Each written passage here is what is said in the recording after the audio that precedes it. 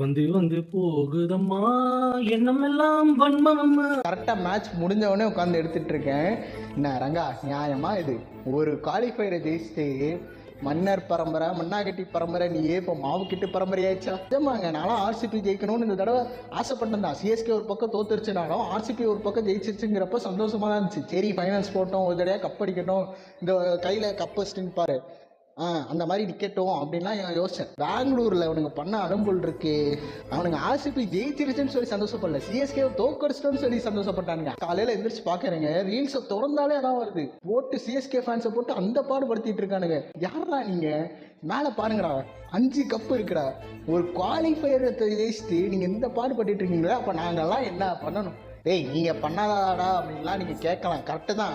அதெல்லாம் நாங்கள் ஜெயிச்சுட்டு பண்ணோம்டா. நீங்கள் குவாலிஃபயர் ஜெயிச்சதுக்கே நீங்கள் இப்படி பண்ணீங்கன்னா போச்சா, நாசமாக போச்சா, எதுக்கு?